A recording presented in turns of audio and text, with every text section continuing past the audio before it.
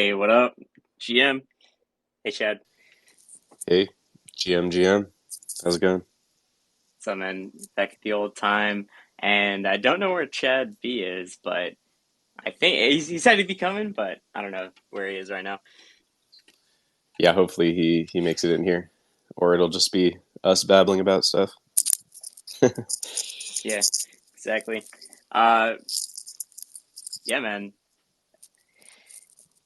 we are back, and with streaming swaps, I am so happy that we finally got that out the door and see some streaming swaps in the wild. Treasury tested some big streaming swaps, which had uh, pretty great execution, I would say, especially for like a first dry run. So, hey, I mean, I think that's a pretty good outcome. Especially it's really going to help with the like to like transfers of like going from wrap Bitcoin to Bitcoin or synth. I can't wait to get some more functionality on it too, like adding to savers vaults or you know, streaming in and out of synths is going to be pretty big, I think, because it's going to be the most cost efficient way to do that. And I mean, if the order book design doesn't change, and like entering order books and things like that, like it's definitely the way to go. Yeah, definitely still going to be some cool use cases that are untapped, but great to see it in the wild just as a first start and already super powerful. So hopefully we see a lot of volume coming through that. Yeah, I've seen a couple big swaps coming through THORswap, at least like 150K like in size. Like I've seen a couple of them, not a ton, but I mean it's still like pretty early in the streaming swap days. Like all the tracking functionality isn't really there, and THORswap's really the only interface that has it integrated right now. I'm still seeing giant whale swaps come through Trust Wallet pretty much like every day. Like we're seeing some crazy big swaps. Like we're seeing like 20 BTC swaps like going through Trust Wallet still, which is like pretty crazy actually.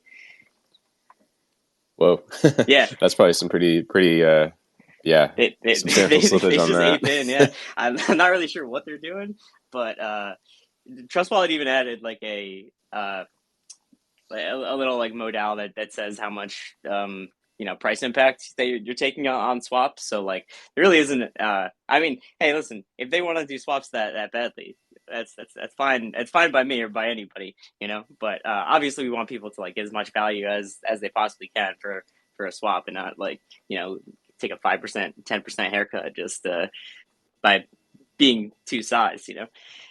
Yeah, yeah, it'll be interesting to see if apps like that integrate streaming swaps and how they would show it in like a more simple, user friendly way. Yeah, we definitely want like I mean I think it'd be positive to have trust do streaming swaps, but like I think we just definitely need to get more data around the feature and like see where the best execution really comes from because it's a slightly different product than just the regular swap thing, which is especially when you compare it to like other swap services, which are like you get a quote and that's like what you get no matter what.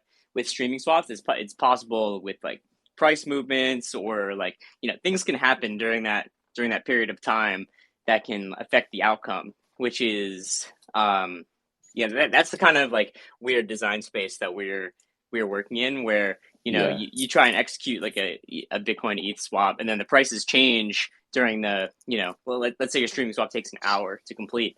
The prices change during that time. You could get substantially less or more than what you put in, depending on how the prices actually change. Um, so like it's a very different like mental like risk calculation that you have to take while doing a streaming swap, which is why I think we want to wait just a little bit before we do streaming swaps on Trust Wallet to get a little bit more data around like where the best execution comes from with streaming swaps, like what swap period, what how long the swap should be. Like, should we be doing hour long ones? Should we? I don't think we should be sending through like 10-hour swaps through Trust Wallet, but like a 10-minute swap seems reasonable to me. But like it's just there's no like exactly correct answer. It's just kind of in the design space and figuring that out. Yeah, totally. Yeah, I think it mostly just comes down to making it clear for the user and just so they know what they're getting into. And in the trust context, it's harder than say like THORswap because like they have other stuff that's like not all strung together. So if people are used to swapping like certain routes or whatever, and then like these THORChain streaming swap routes are completely a different experience, then that's kind of an issue if it's not clear. But yeah, maybe over time as this becomes like something people are more familiar with, yeah, it'd be cool to see how they could get it in there in a simplified way. I mean, maybe it's similar to like what we're seeing on THORswap right now, giving options, essentially as like a different route, but not exactly. But yeah, Yeah, one of the things which I think makes it a little complex is the price limits, where if you set a price limit, right, then you're saying if any swap executes below this price limit, then refund that leg of the swap at the end. So, let's say there's 10 swaps, seven of them complete above the price limit, and three fail because they didn't complete. Then all of a sudden you have this partially filled swap, which is like that's not really an experience you get anywhere else. And I don't think that's a particularly good experience, especially if like say there's one fails and you're stuck with like a small amount on one chain, which you can barely even swap again, but you were expecting the full amount out. So like I definitely want to see some more data around what just like doing a basically a raw streaming swap is like doing a streaming swap but without a price limit, because my like calculation like going into this is that with a streaming swap without a price limit, well, if you were to just do a regular swap, there's a chance that let's say like a pool is like really off balance at that moment, you could get kind of screwed on the execution, and that chance isn't very high. But let's say like a huge one of these like 20 50 Bitcoin swaps is coming through the pools, and you just happen to execute at that exact same time, you could like you could face a like a loss just from the pools being off balance at that particular moment in time, which is like quickly corrected. But there are moments where like that's happened, and a price limit protects you from that. But if you don't set a price limit on a streaming swap, you're essentially like re-rolling those dice like 10 times or 1,000 times, however many swaps you're doing. So I'm wondering if it's if the risk is contained enough when you break up the swap enough times, but not going too many swaps. Start doing 100 swaps. It's kind of a different story than doing like 10 or 15 over like a 10-minute period. But if you're doing like a smaller number and not setting a price limit, I'm wondering like what the difference is between the quoted execution and the actual execution. Because if that's really tight and we make it there like 98% of the time, then I feel like that's a pretty good like spot to be in. yeah, that's interesting. That just gave me like a weird idea, but like I wonder if you were streaming over a longer period of time, if the price was fluctuating such that like some swaps had executed where it was in your favor. I wonder if that could almost like cushion the downside if there was like a blip down to not cancel it. Like I don't know, maybe that's too complicated to like factor in the positive side. But yeah, I was just thinking because I hadn't really thought about that. What you were just saying of like a very quick blip in the pools being unbalanced, like causing it to then fail, even if it was like quickly recovering. Yeah, I mean that could happen for sure, and I think that has happened in the past of like someone doing a single swap without a price limit, and like there was just a giga whale swap on that exact block, and they got bad execution because they didn't have a price limit, and they just sent it through. But if you're sending in 10 swaps, and let's say one of them is impacted by that, that's only 1/10 of your entire swap impacted a by the price imbalance. So you're only getting like 1/10 of that effect, which is like very very rare. But it's also like these like Trust Wallet and other integrators, they want like guarantees. Like they don't want just like statistical like like yeah, this will probably not happen to to your users, but you know, the quote could be way off of like what the actual execution is. So yeah, I'm just wondering like what Yeah, the data is of like, you know, how close it is, yeah, like, you know, in with some range of confidence, like, you know, given like, you know, millions and millions of swaps. totally. Yeah, that like yeah, it might be cushioned a lot just because it's only like hypothetically one swap out of 10 or whatever it is. So like just because the price has dropped X%, your total swap output isn't affected like 10% or whatever. It's only like a 1% or something like more like that. So Yeah, yeah, exactly. So yeah, that's kind of what I'm like just thinking about with streaming swaps. Like, is it better to just not set a limit? Is it better to set a limit? Should we change the behavior of what happens when you set a limit on streaming swaps? Because it's not a like a UX that you get in any other like any other tool. It's very unique to this, which is you know, when you're talking about integrations, it's not a great thing because there's like uh, you know, everyone understands like generally like how things should work, or they have an idea of like how like things should work.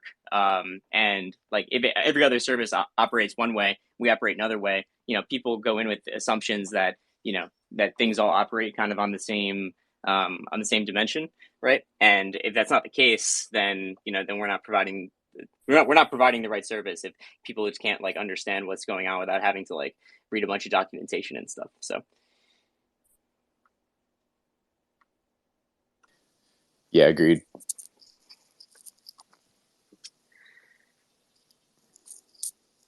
so yeah, let me take a look at some of these streaming swaps the Treasury did.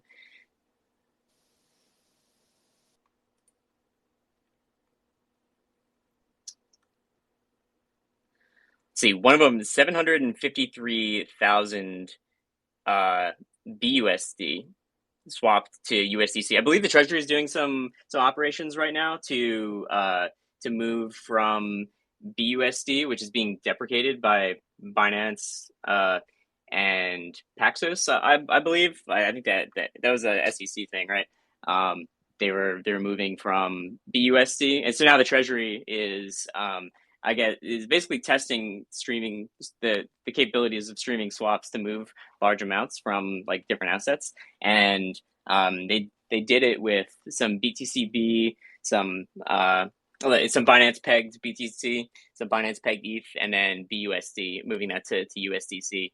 Um, and yeah, the execution on that is like fairly good. It's almost like what a curve quote would be. Um, it's 756,000 BUSD, and I think we got out 753. So I think about like 3,000 in like total slip from BUSD to USDC with a, you know, that's just using like THORChain, like main pools, no DexAg or anything, just streaming it over 24 hours, which is about like a 1% uh, price impact, which is pretty crazy, honestly, because like we never would have been there before. Like but the old quote was nowhere near that amount. Yeah, yeah. That's a huge breakthrough for sure. I mean, that's like pretty damn good for that size. Yep, and the other one's executed even tighter to what the quote is. But I do have a feeling that the quotes are going to be pretty accurate for the like to like when you're going like you're going stablecoin to stablecoin or wrap Bitcoin to Bitcoin or just anything that's going to have like a like price and stay that way. But the the quotes for non-like assets, I feel, will be somewhat unpredictable, just because you can't you just don't know what's going to happen over the time dimension. So it's, you know, longer the longer execution you give it, the more chance there is for there to be like volatility, which affects the end outcome. Do you know of any dashboards yet that make it easy to just browse through what's going on with streaming swaps? Whether that's like total volume or just like seeing the streaming swaps coming in. I haven't seen anything yet. I feel like ViewBlock put a tag on it, but I don't think you can search for it yet. Checking right now. Um, no, I don't even see a tag for streaming swaps on here. So no, I wouldn't even know where to check for a streaming swap like dashboard right now. I haven't seen any. I haven't seen anyone post about like a just streaming swap dashboard. So um, no, nothing yet on that. But I think like Doorstop is working on some tracking things around this, right? Where just like tracking like individual transaction execution, because if you're doing 10 swaps and some might fail, it's kind of an important UX thing to be able to like show someone what's going on, especially when we're talking about like longer windows of execution and like not knowing what's happening with your funds for like a couple hours at a time, possibly. Yeah, yeah, that makes sense. I'm sure. I don't know exactly what's going on with that, but I would imagine you're right. I'm sure that's something that they're working on.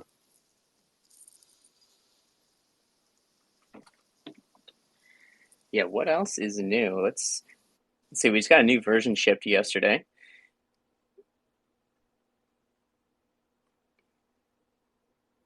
What's going on with Doorstop, Chad?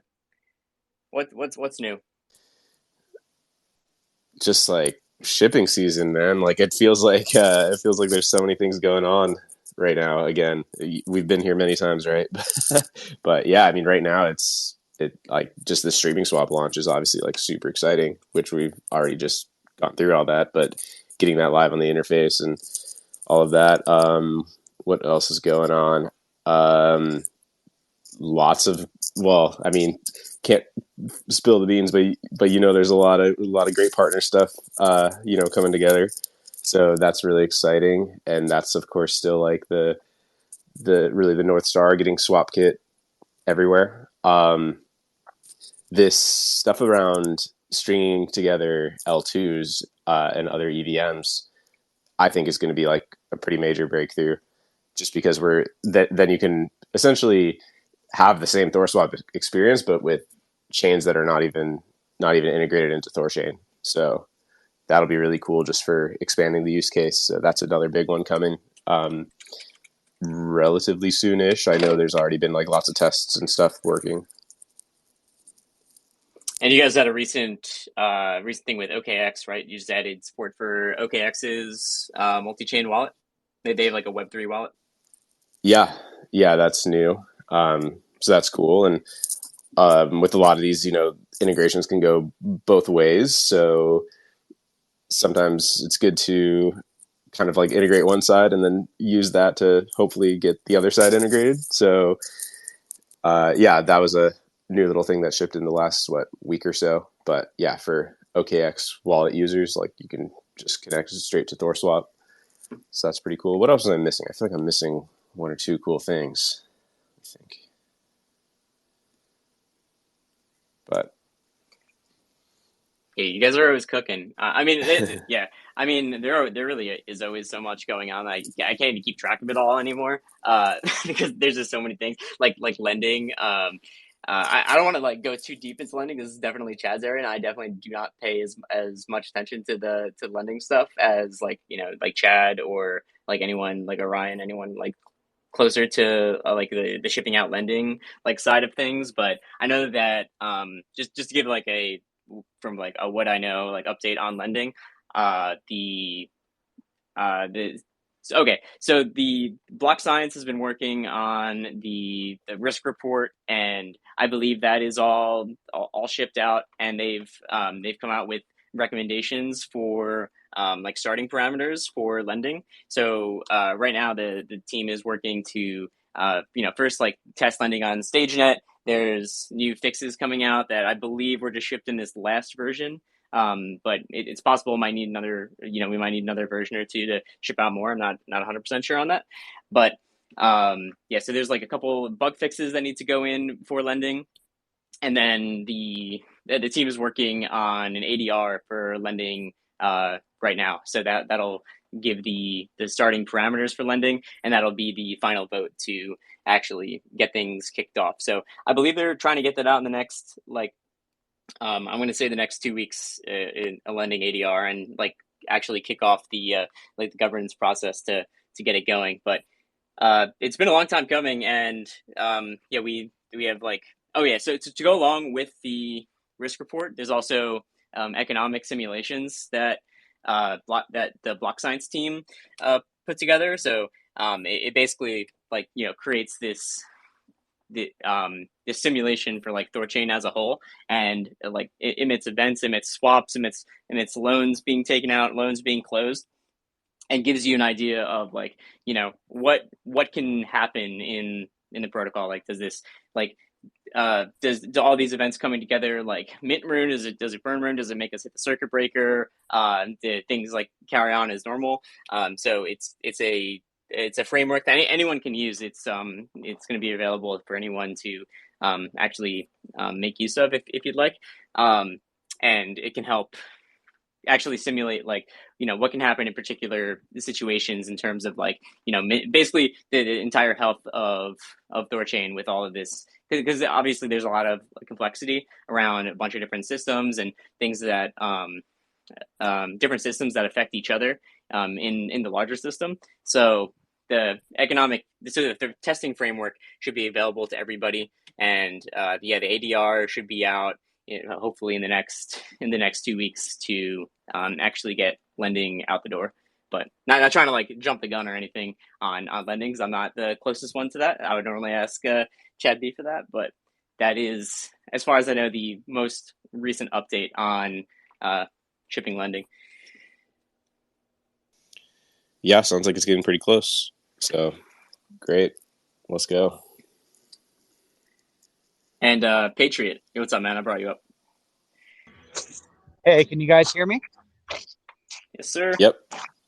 All right, awesome. Hey, always nice to talk to you, gentlemen. Thanks. I just want to make an announcement to everyone in the THORChain community who happens to listen to this. We started a Discord group for marketing, basically. So basically how this started is, I don't know if you guys have been paying attention to Ledger's Twitter, but they tweeted something very interesting. And basically what it was is they said there was the reason why they expedited THORChain to integrate it is because they had a sheer number of people just demanding this, demanding chronically. And so a kind of a light bulb popped in a couple of our heads. It's like, it's something you intuitively know, but it's something like, man, we really need to push this. Is, there's always people coming on the stage asking, when is THORChain going to do marketing? When is THORChain going to do marketing? And the truth is, we are the marketing, because Ledger, according to them, integrated not necessarily something that I said, or maybe Chad THOReau said, or FamiliarCow, but it was you guys, everyone listening to this space. And so we created this group, the Crypto Roundtable. And what it is just a group of individuals. Sam Yap's in there, Kenton, Crypto Sailor, a bunch of great THORchads. And what we do is we're just going to promote THORChain. It's decentralized. We basically just push content. And what's great is, we can ask questions. We can, if we make a thread, we can run through it with other people. We get each other's opinions because we all have diverse backgrounds. Kenton, a very good THORchat who recently made an awesome video. He's a marketing guy. That's his job. And so we're able to bounce ideas off someone who's an elite thinker in this field. Because I come from medical side, marketing is not my deal. Okay. So if anyone's interested in this, please DM me and I'll shoot you a link to the Discord. I love to have all of you guys in there because people listen to this. Like, there are so many intelligent people in this crowd. And the people who really understand THORChain are you guys who listen to these spaces day in and day out. So I think if we just had a loose organization where we all put our brains together and we're constantly pumping out content, whether it's threads or reaching out to, influencers in the space. Maybe you've seen that. I think it'd be potentially really great. We've already had great success. Rob, he has like a lot of numbers by name, but I'll just call him Rob. He's done great. We had Ghostwriter. He had a lot of traction too. We actually got, I think it was Ghostwriter. He got Exodus wallet to respond. And then based on that, we then were able to follow up and really let them know, hey, there's a whole group of people who are excited about a potential integration with Exodus. So this is working. So I'm hearing myself for some reason. But anyway, another thing you can do, if you're not interested in the Discord, what I recommend and what I've done is I've actually created a Twitter list. So all the people who I follow, I put them on a specific THORChain list. So THORChain Bowl, Pluto, Chad B, Decentrify, THORSwap, Furs Wallet, whatever. All the different and that way, when I'm time limited, I click on my THORChain list and I'm able to see what everyone has on one stream, and I'm able to quickly share lots of content from lots of other Thor chats. So if this is something you can do and organize, great. It seems to be working really well, and we're just getting started, and we want more the merrier. Okay, so I hope you guys join. But that's all I got, guys. Thanks, man. No, I joined the group, and I can definitely confirm what Ledger said about the community actually making a pretty big impact on that integration happening. Because when I was at the Ledger headquarters a couple weeks ago in Barraford, I talked with the Ledger team, and they were all like, yeah, everyone was asking for a THORChain integration, so we kind of had to do it. And even the support team, the Ledger support people, came up to the dev team and was like, you guys need to do this. People are asking for this. So it is that is definitely not lost on me. And I think I mentioned that before, that obviously the community holds a lot of power, because it is all just word of mouth marketing, and the marketing, the quote unquote marketing that THORChain does. I mean, in my opinion, it's best directed at integration partners. THORChain itself isn't a retail facing app. You can't just tell someone, oh hey, go use THORChain, because it's there's no canonical front end. It's just a protocol that says when I get this Bitcoin, do this with it. So it's used by all these front ends like Ledger, like Trust Wallet, like THORSwap. So that's really where it's best directed at, and obviously not those ones I'm talking about, but where we want to be, to get the protocol to the place where it is, we're just really powering the aggregate of DeFi cross-chain swap volume, which is definitely where we can be, and where I think we'll be in the next 9 to 12 months. So I mean, the goal is to be in every single major app. But it's also I would like to say that it is important not to Brigade and to AstroTurf and things like that. It's important to actually be a genuine, just good internet citizen. I feel, and to just not be not be a dick, but at the same time to just explain to people what's going on here, because a lot of people just have no idea, and it's not even just that they don't care, don't see that it's useful. A lot of people just don't have the time to just learn about everything that's going on in this space. There's literally so much in the industry, and I mean, definitely taking it does make an impact. Is what I'm trying to say here. So that last point was really good too, is not to just become some Schiller group, a bunch of shit you see on Twitter and stuff, but to rather actually just be a good, clear-headed person who can just well explain why this stuff matters and why it's important. And I think our community is definitely on the mature end of the spectrum when it comes to crypto, but good to keep that in mind. Don't just go around spamming and stuff like that. But do you have a tweet to this link somewhere that we could pin up, just so everyone can hop in? Yeah. Okay. I'll put it in the comments. I'm sorry. My hands are a little busy right now. I'm working, and I totally agree with you. Listen, the reason why I'm on this stage talking to the people in this group is because you guys are in the know. We do not want people to have some mindless hype train and putting out nonsense out there, because I think that can be more harmful than good. We want to be honest and real with what we're saying. We want to have reasonable expectations. We want to be forthcoming with the risks, because let's be honest, this is a new protocol. We have features that have never existed before. This is a risky thing, but we definitely want to promote what we're doing, because this is truly revolutionary. Our developers work really hard on this protocol, and I think it's time we stepped up, guys, and I'm very excited. So yeah, you guys can drop me from the speaker. I'll put a link in there so people can join up, and I thank you again. Bye, guys.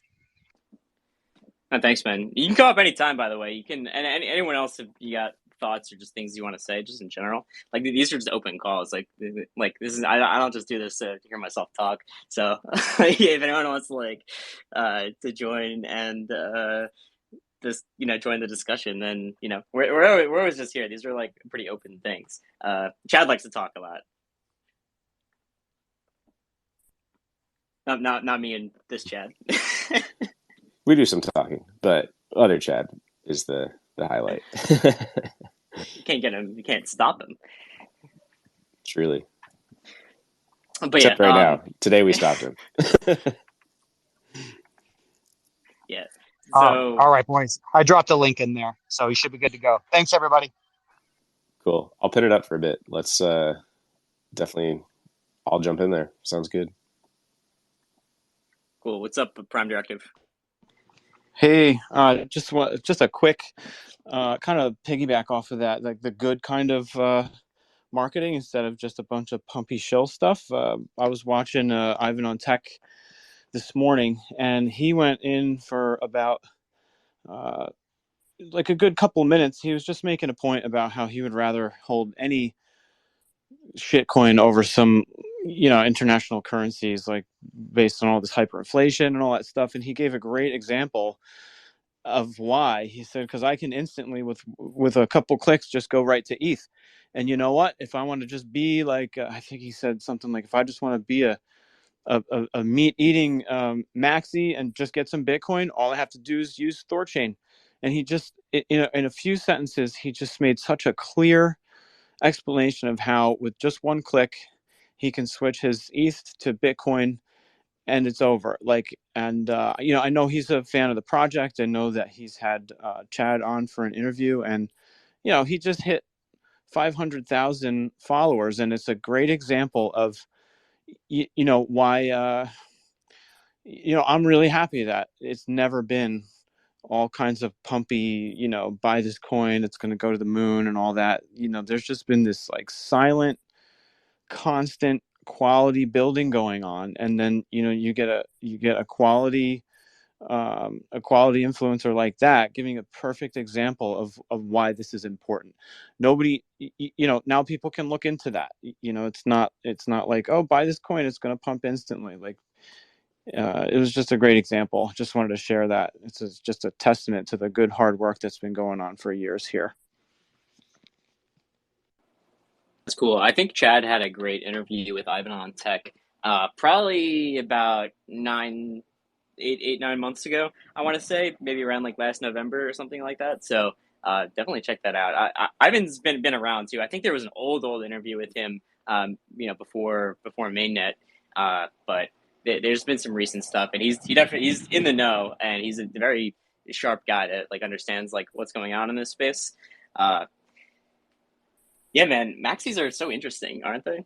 Like people that just like only believe, people that are just so firm in their belief that they just can't like like look up. It feels like I don't know if we want to go to the whole conversation about this, but like I do think it's really interesting how people like will just pick one thing and then not ever like change that belief or anything. Although I do, maybe personally, I think it is sort of like engagement farming like bait on Twitter, because when you post things that are very controversial, it generates a lot of engagement and makes things like really blow up. So like being toxic on Twitter is definitely like a kind of an account like growth hack sort of thing. So I don't know, maybe it's just that maybe people actually like just believe that only one way is going to be the future. But you could be right, but the bummer is like the regular people listening that maybe are just newer to crypto or don't know, like they definitely fall into that. Because like I don't know about you, but if I go onto like my personal Twitter and like anytime I see crypto stuff pop up in my personal Twitter feed, it's like 90% of the time Bitcoin maxi shit, and they like seem to actually believe it, unfortunately. So people definitely get pulled in by those big accounts. Oh, this is my personal Twitter. Not mine. What you doing on there, Chad? You doing those NPC dances? Yeah, I just been making $7,000 a day and buying Rune. Same, man. Oh, you know what? That reminds me of something that I wanted to say. And something that I've been like thinking about. I was gonna write a tweet on this. Maybe I still will, and maybe this will help me like fully form the idea. But okay, this is just me talking here. Um, I'm thinking that okay, when when like the mainnet finally launched and like the proof of concept of like actually being able to have this multi-chain exchange was first launched, Rune price was about like what, 20 bucks. Like it very, very expensive, right? And you look at today, Rune's a little less than $1. And it's never been more accessible to be to be a node operator of like the THORChain network. Really, the only people who have like had access to that in the past is people who were like extremely early, and obviously the people who are building the project. A lot of it is based off of like no one knew that this is even possible. Like when the coin was like first sold, like I definitely was not around, and probably like a lot of people here just like we're not around either, right? I know Chad, you weren't, and it's there hasn't been an opportunity to like affordably like be one of the operators of this network, which is basically I think the most important thing when it comes to decentralization, like how many different unique operators there are that are basically pitted against each other to keep the vaults secure. Because when it becomes that there's less and less operators, and I feel like there's a greater chance of collusion or things happening to the vaults. It's more centralized, right? The more operators there are, the more decentralized it is. So my theory, and like it kind of just like what I'm thinking about with this lower like Rune price, is that it is a great positive for the future of THORChain, because it means that it's more accessible to be one of the 100 to 150 node operators, which this network will eventually have. So by having like that lower Rune price, making it more accessible, and obviously we have things now like being a bond provider. Like it's never been more accessible to actually provide bond, but more importantly, it's like in who can operate. And like it hasn't really been viable to buy Rune at like much higher prices to be a node operator. And like looking at it now, I feel like if I was looking to start operating a node, if I was like Coinbase or Binance or like whoever else, and obviously this is just like just me like speculating, now would be the time to like to be accumulating enough to buy a Thor node, and to like actually contribute to the decentralization of the network, and to provide that bond and like earn Rune like now. So I don't know, just like thinking about it, like is Rune price being low? Like obviously it's not like a positive thing when you think about like the hard cap and like the amount of liquidity that the network can support. But it is good that we can hopefully bring in more long-term aligned actors who were previously like unable to justify doing that, to actually like come in and be like a force in the network. So I'm wondering what you guys think about that. Yeah, I think it makes sense. Yeah, I mean, it's definitely more accessible than it has been at any time since the early days, I suppose. And now there's a lot more people that do know about it. I think a lot of the people that would want to are also down pretty bad. But for those that, at least for individuals. But yeah, you make a good point with like, especially with institutions and stuff like that, definitely lowers the bar for major players, funds, all those different things to potentially contribute like that. So makes sense.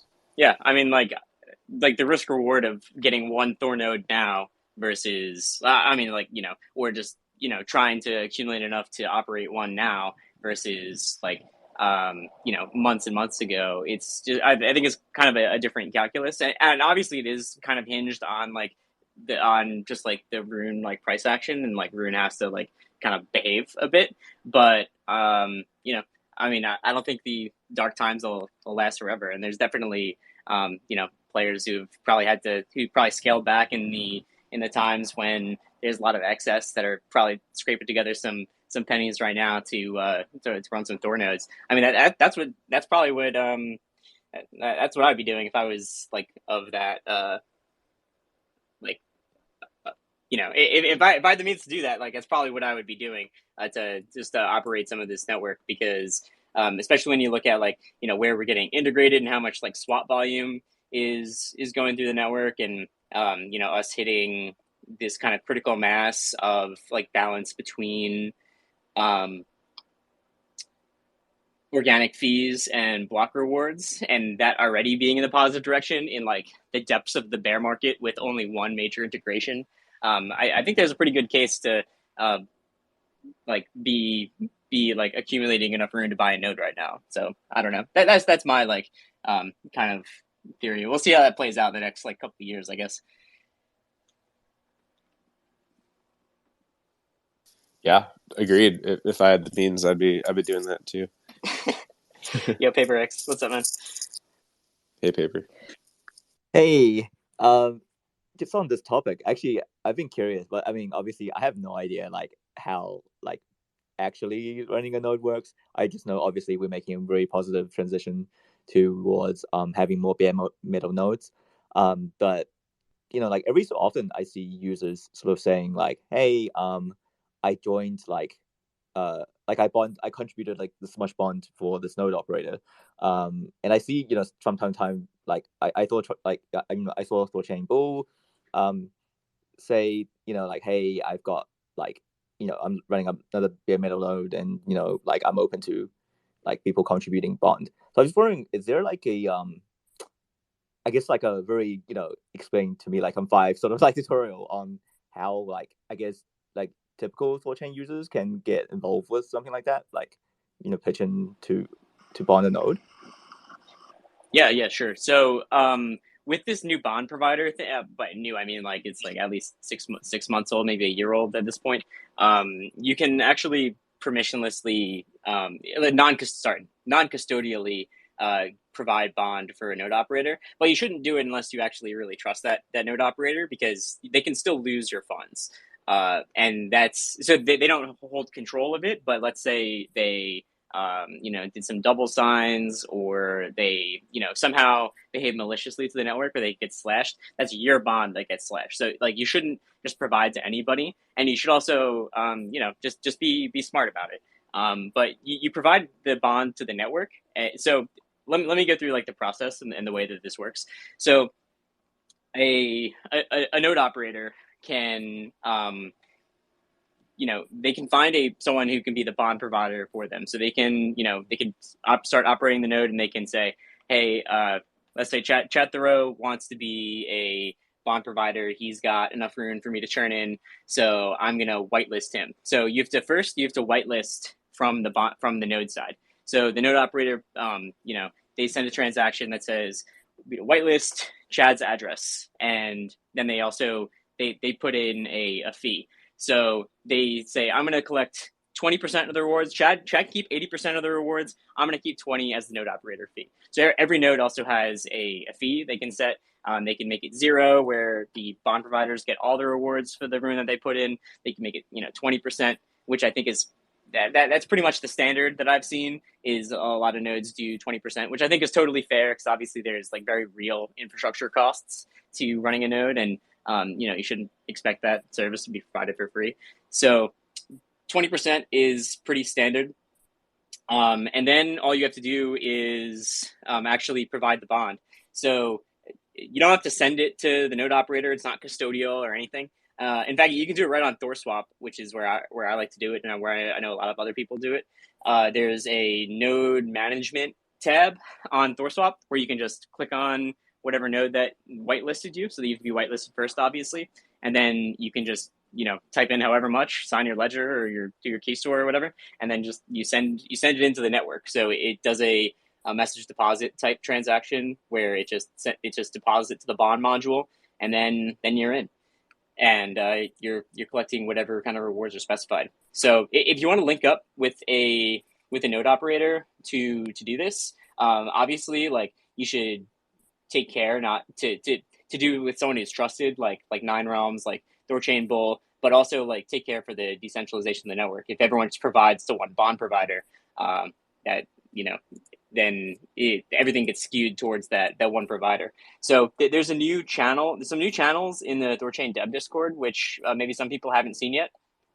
It's really new. It's something that we're just like trying out right now. There's also some more discussion going on right now about how to scale bond providers. Like, do we want to scale it so there's unlimited bond providers with no whitelist? Maybe not. There's still a lot of like ongoing discussion about this. This will definitely change, especially if you're listening to this in the future. Then this could be like completely out of date. But as of now, that's how it works. Any node operator can whitelist up to 10 bond providers, so it's not unlimited. This is to prevent like some kind of like network capture attack. So anyway, the forums that are on the THORChain Dev Discord, obviously the THORChain Dev Discord links are in the it's buried in the Linktree bio in the THORChain account if you want to get to it easily. Also in the documentation, you can find it if you poke around enough. And there's a new section that I made called THORnode Ops, which has two sections. One called Pooled THORnodes, where you can that's where anyone can like engage in some general discussion. They can ask questions and just be open. Because obviously, when things start going into DMs, that's when like scams start happening, and no one knows what's going on. And not that it's not safe to DM DM node operators, but we definitely need like a forum where you can just openly talk and ask questions and make sure that things are kosher, like in front of the community. So that's what the Pooled THORnodes channel is for. And then there's a new forum, which is kind of like something new that we're trying, called Node Providers, where any node operator can go in and they can make a post. It looks like an old school like forum, but it's in Discord. Any node operator can make a post there, just with all their details, so they can say like, "Hey, I'm open for delegations. This is my fee, and like this is like some of our process,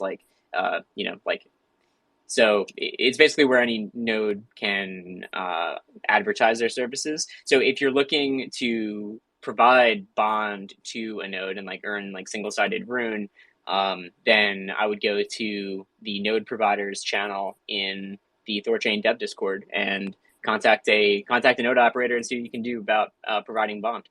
And obviously, like being very responsible about that, doing your research and reading the documentation beforehand, so the risks. I think I explained it fairly well. So it's not like it's super risky if you're with the trusted provider, but you need to have, there's some level of trust you need to have with that node operator to not lose your funds. Hope that explained it. Yeah, that's very cool, man. Just had a user ask me about it, so yeah, it's good. I'll point them towards the channel on the Dev Discord. But actually, as a follow-up to that, I've been curious because you remember a while ago we shipped the multi-sig like THORstate functionality for on the THORsort interface, and I think one of the things ideas we're playing around with at the time was that potentially a group of THORshares could get together to manage a node, but do it obviously in a more trustless manner, through like a multi-sig. I'm curious actually, since that functionality is being shipped, do you know any node operators maybe potentially with 10 whitelisted addresses are actually managing their nodes this way? Would love to hear some feedback or. Well, to start, there's very few that actually have 10 bond providers. Now, I don't think that was really your question, but okay, so if I'm looking at the dashboard right now, there's, I think, 2, maybe 3 nodes that have 10 bond providers. I see 3 nodes with 10 bond providers, and there's only a handful over 4 or 5, to be honest. So we're definitely running a Thor node is definitely not like just everyone just like pitches in a little bit, and I definitely don't think that makes for like the best network security. But just to be clear, like there isn't a ton of people running 10 nodes. I'm not actually sure like who's using THORsafe. It's not like I'm definitely not in contact with a bunch of people that are like running nodes or like doing anything like that. So like I really don't know what people are doing. But yeah, so I'm not actually sure. Although, like, I have to say I haven't really used the THORsafe that much, just because, like, it's not like I have like a really use for it myself. So I haven't really played around with it too much. But as far as I remember, there's like to sign messages, you need to like pass around some files between like you and the other signers and sign them in order and things like that. So that can also be used for like things like a message deposit for to add a bond. Yeah, that's definitely one of the functionalities built into it. Because I think that was one of the intentions, from what I remember anyway. Shipping multi-sig on THORChain. One of the motivations was like, hey, this would be really useful for node operators. And yeah, just be good to know if any node operators have been using it, or are interested in using it, or they're not even aware of it. So yeah, I just wanted to kind of like, yeah, I just wanted to bring that up and as part of this conversation, because I was just reminded of it. Yeah, that could definitely be useful. I mean, I guess that could. So I guess the difference is then that would be like some kind of shared custody of the assets, where it's like just doing a regular bond provision that it's completely non-custodial, where you just bond with the network and it gets attributed to that node operator's bond. So it's like a different thing, but it definitely could be useful for anybody. And yeah, like the root multisig is a thing. So if people didn't know that, then it's on THORswap. I think you have to enable it in the settings, right, to actually see it, possibly. Yeah, it's part of the pro mode that we've got in the settings.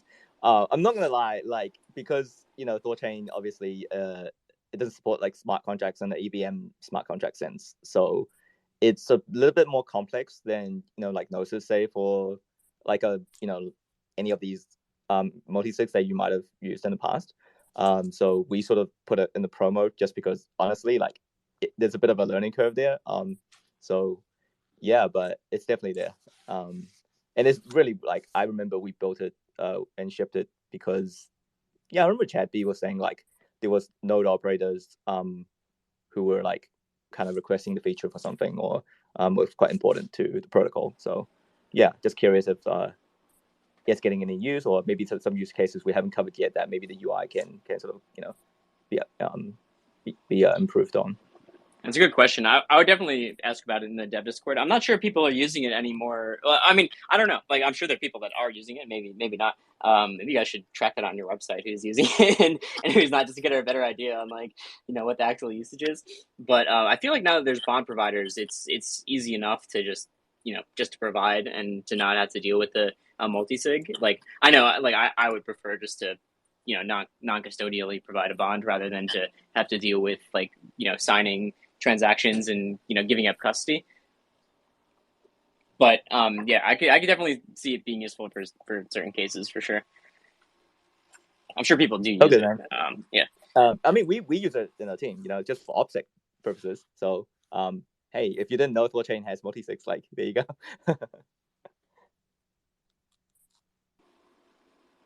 That's sick. Yeah. Anything else you want to say about THORswap, or anything new that's going on? We talked briefly about it with the OKX wallet and stuff like that. I'm not sure what else you guys have been shipping or cooking up recently.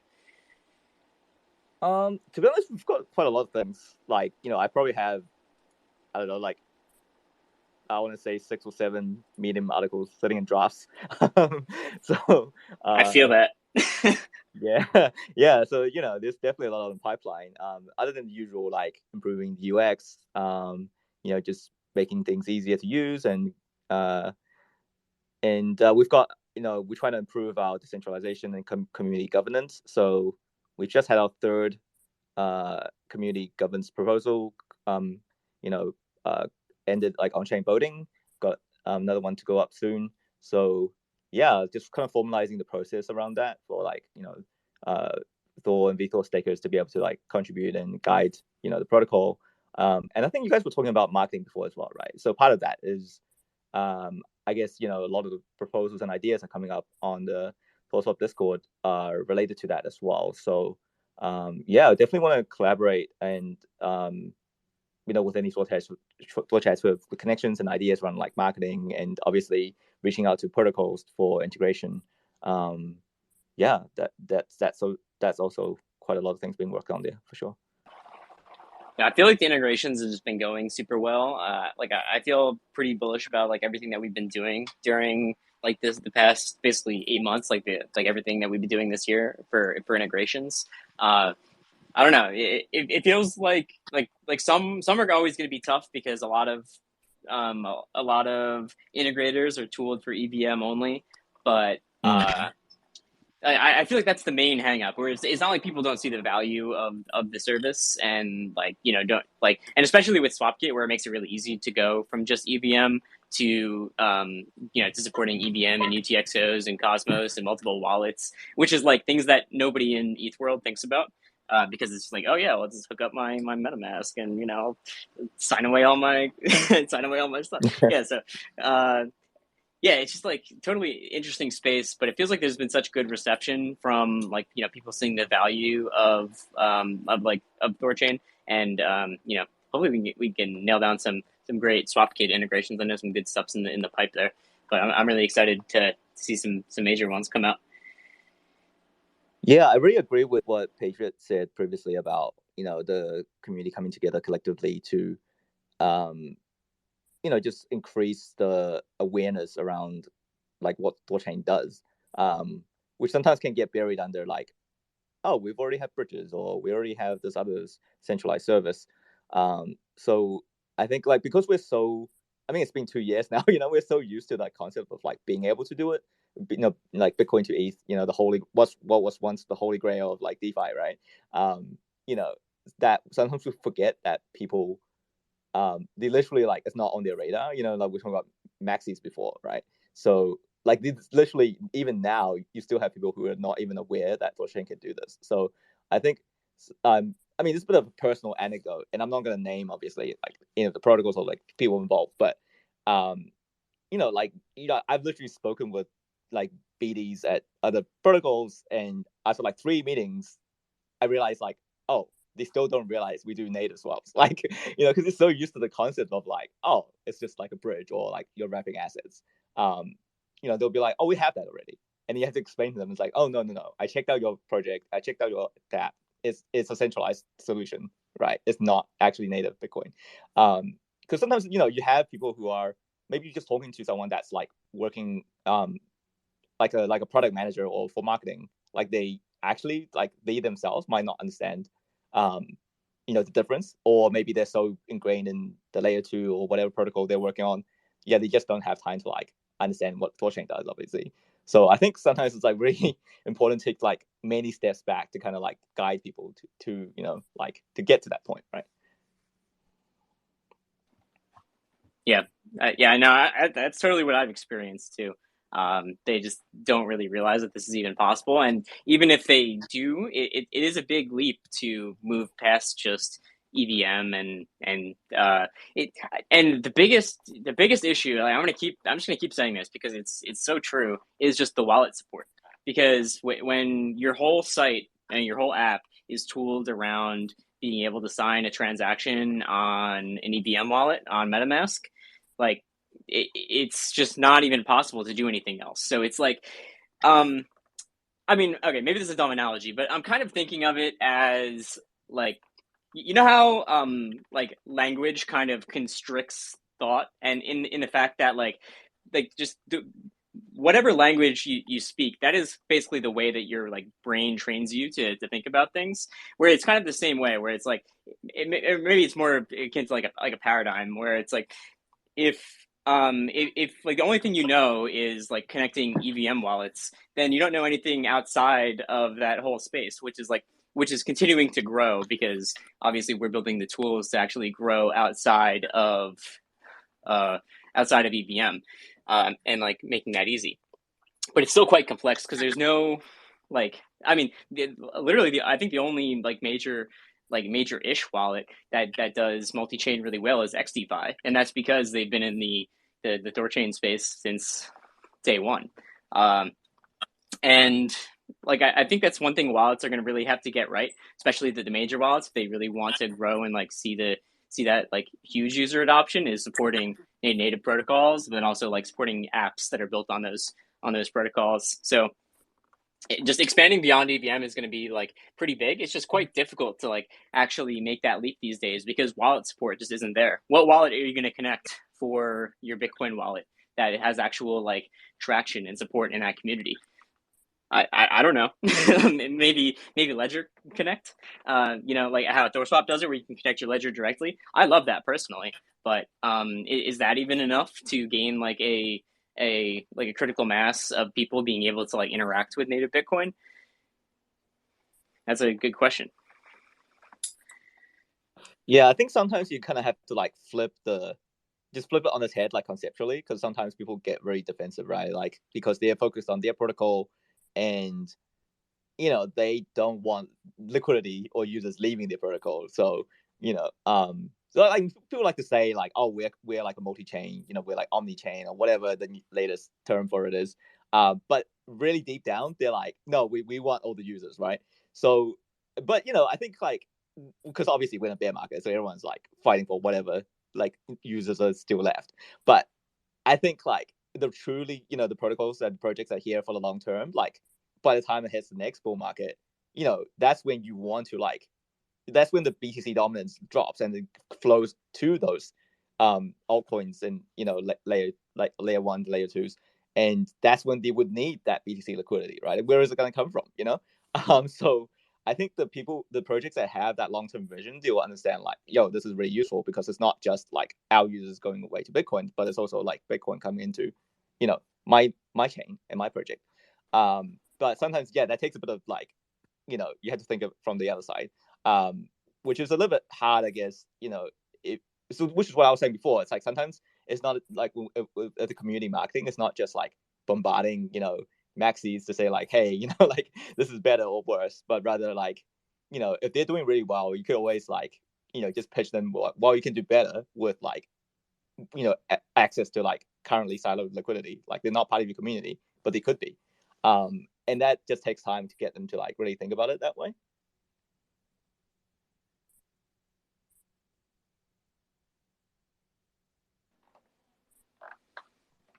Yep, 100% PaperX.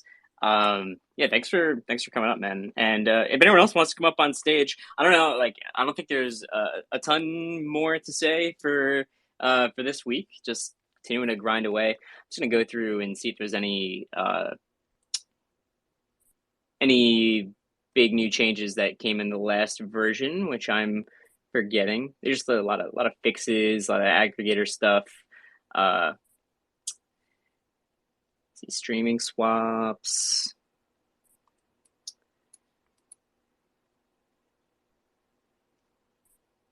Yeah, a lot of prep work being done for lending right now, which is pretty much the next major thing. So we're waiting on the ADR there, obviously.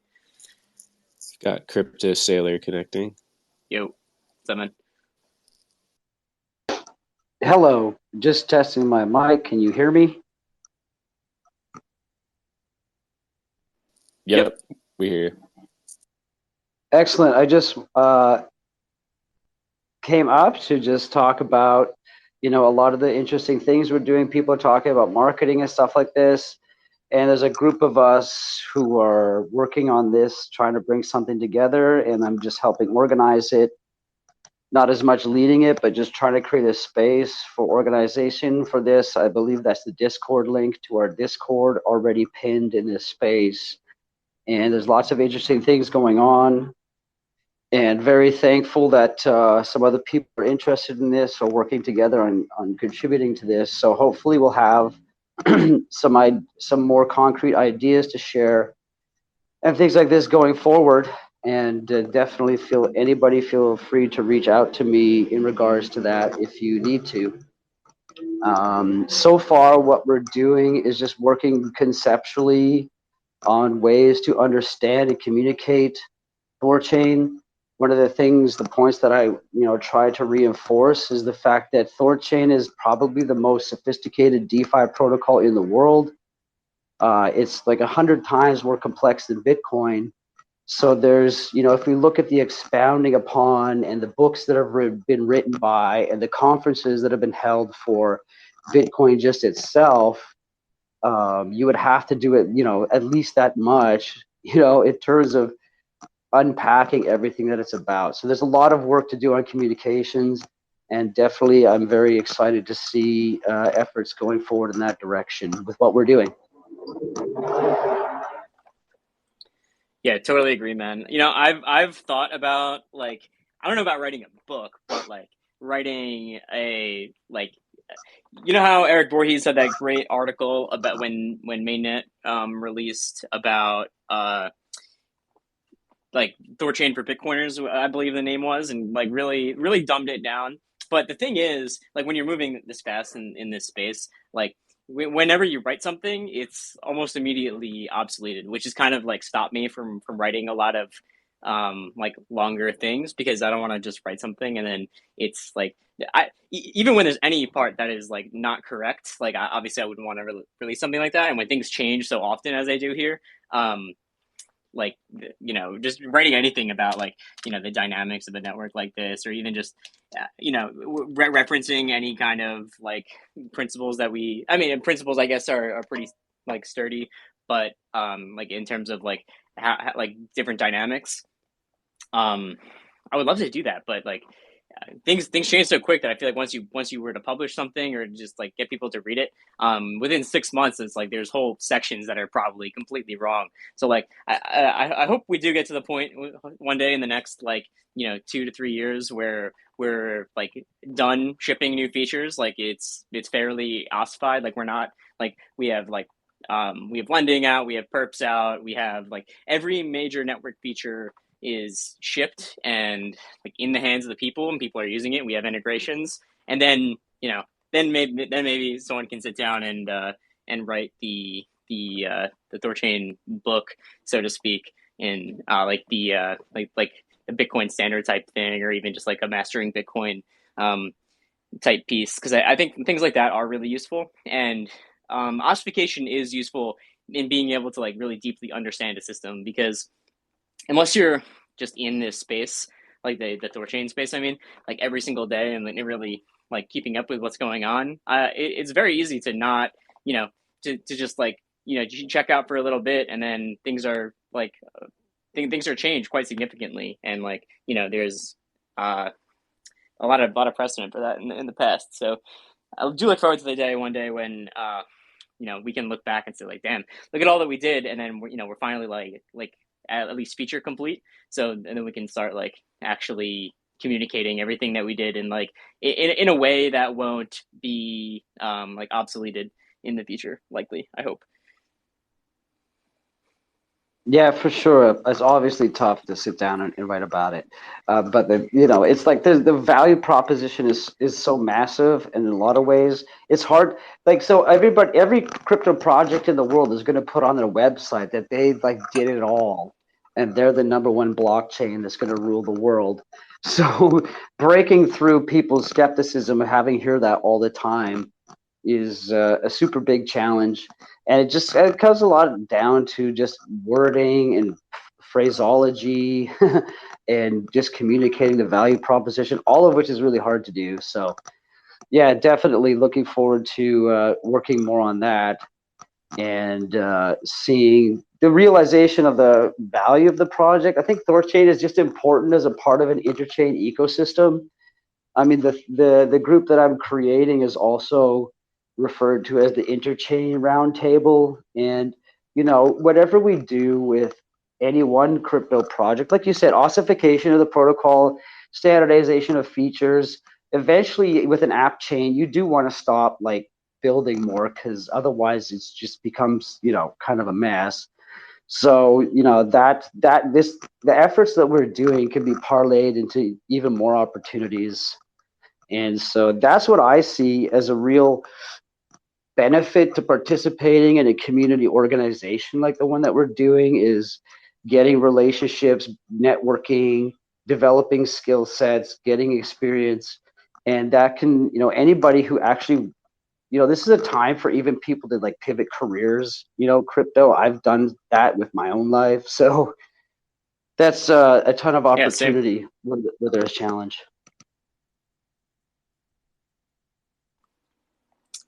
Yeah, I totally agree with that. And like to build on your second point, like if anyone asked me like a year and a half ago, like what I would be doing, like I did not think that I would be like working on this protocol full time, and yet here we are, and there's nowhere else I'd rather be. But I never thought that this opportunity could possibly exist, and the protocol is looking for contributors. Actually, Chad just posted like maybe 2 days ago that they're looking for some new Golang devs for THORChain core protocol development. So if that's up your alley and you're passionate about this stuff, or you just want to contribute, then that's what I started doing. And Chad THOReau and we just started doing Twitter Spaces, and now we just host these sort of weekly. I don't want to call it weekly anymore, because we're definitely not weekly anymore. But yeah, right.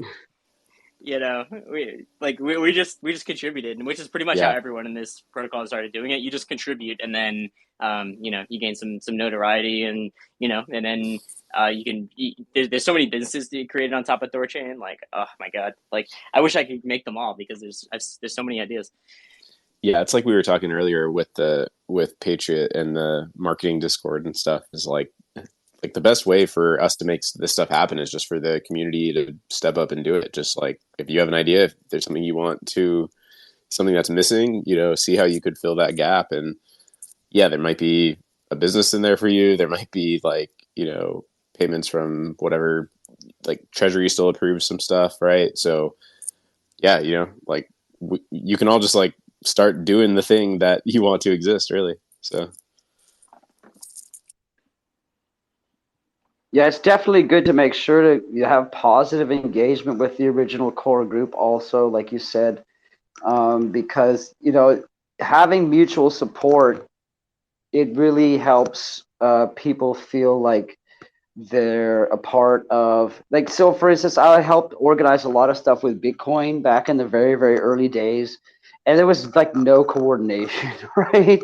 It was a total mess. There wasn't any spaces or anything like this. There was one message board, and everybody was kind of on their own.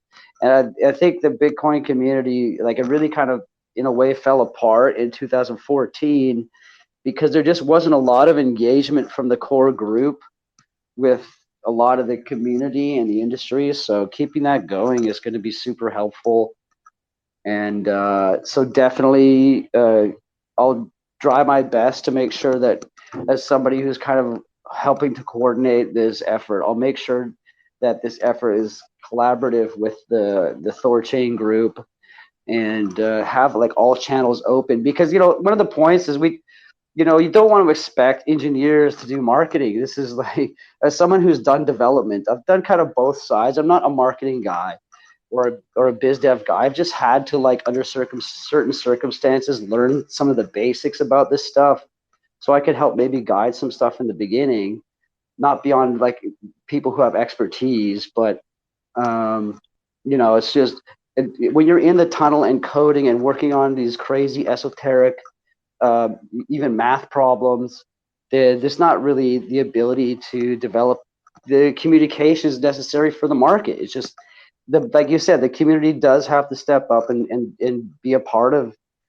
outbound communications, and that's what got this whole space going, right? It was activists in the very early beginning with Bitcoin that it got it going, and same with Ethereum. There's a very strong, like, the biggest community is probably the Ethereum community by far.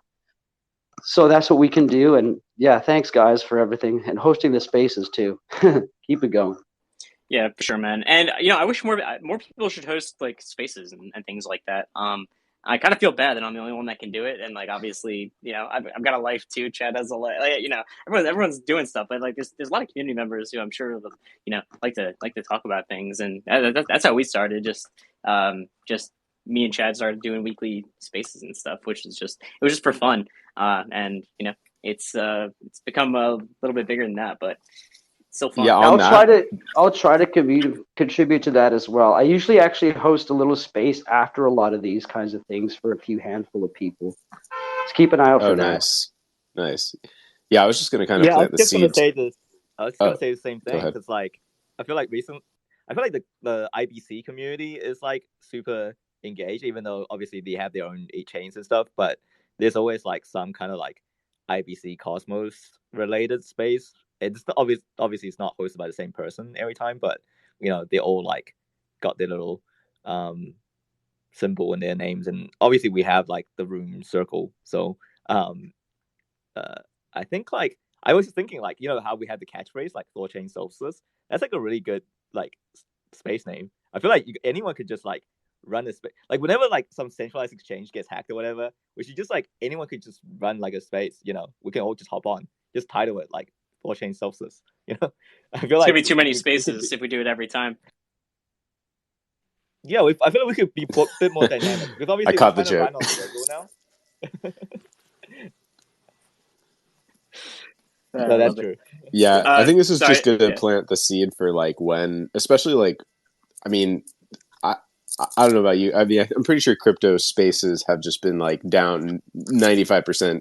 Not just THORChain, right? It's like the whole space, right? Like, I mean, remember how many spaces there were? Like, there was at any given moment there were like 5 different interesting crypto spaces going on. Like, what, a year and a half ago or something. So hopefully like as our community continues to grow and then as the broader community kind of like surges back with energy, we could be having spaces every day, like different people hosting, just casual spaces, just chatting, onboarding people, explaining what it's about. So I think it's been hard to do, like me and you, Cal, like we used to have another space besides this space every week, multi-chain live on Mondays, and that was fun. And like there were times where we had like 400 people or something. So yeah, it'll be fun to get back to that. Yeah, these days it's just Bitcoiners talking about the Fed rate. That's the most entertaining content apparently about Bitcoin. Yeah, it's terrible. It's a tragedy. Sorry, what were you trying to say, PaperX? No, I was saying like I feel like most of DeFi spaces these days is always like some really terrible news. Like this week has just been all curve, right? And I'll try to hop on to see like what's going on, but everyone's just like it's like super doom and gloom, right? So I just had an idea that we had that saying like THORChain solstice. It'll be good. Maybe we have a space and always about like solutions focused rather than like just like problems. So maybe people will be they're keen to join, and like actually we can talk about how like hey, when we say not all just like decentralized swaps are the same, or like what's the point of self custody, we could do that sort of education in those spaces. You love clicking on a space and it's like the title is like Bitcoiners Anonymous number 553, and then you go into it, and there's some kind of focused topic that it seems like it's going to be about, and then it's like, and then there's some dude talking about like, oh, they're just gonna print more money, and then all they're talking about is like like politics or like something like that. It's completely unrelated. Like I don't know. This is unrelated to what I'm saying right now, but oh god, it pisses me off so much when they do that. There's people just like, because people just come up from like everywhere, especially when there's like a big space with like thousands of people in it, and they just talk about like random stuff that's like not even on topic at all. But I was there in the first week of Clubhouse. It's always been like this, man. That's how it was designed.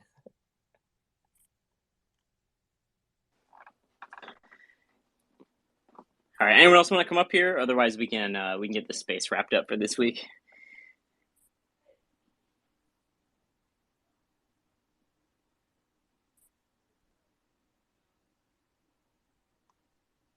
Nope, not seeing any requests. Well, hey, it's been real, guys.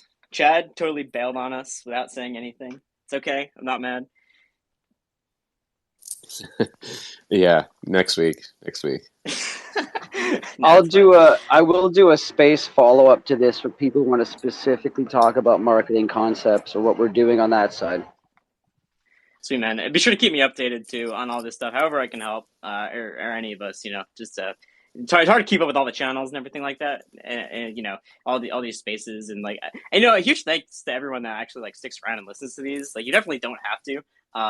Like all this info is just out there, and so it's not like this is any like proprietary info that like is Dude, being conjured up. Like these are the chattest Thor chads in the game. Like they're here every week, no matter what. We could just shoot the shit all day, and no one's leaving.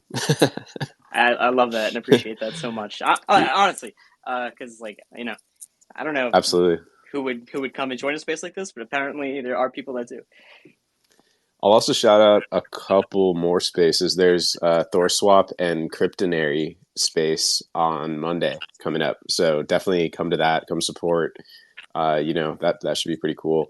And I think we're going to have another just regular Thor Swap space on Tuesday or so. So big week of spaces coming up. Tuesday. Wow, you guys are really mixing it up. Yeah, well, we were going to do today, and then this went back to Friday. So we're like, oh, we'll push it. Oh yeah, and sorry about the all the timing stuff. Yeah, Chad being overseas is really messing everything up, isn't it? Yeah, we'll have to get back into a routine at some point, but works for now. Yes, sir. So. All right, let's wrap it up then. No one else wants to come up. All right, thanks everyone for coming, and thank you guys for coming and speaking. See you. Cool. Thanks, everyone. Thanks, guys.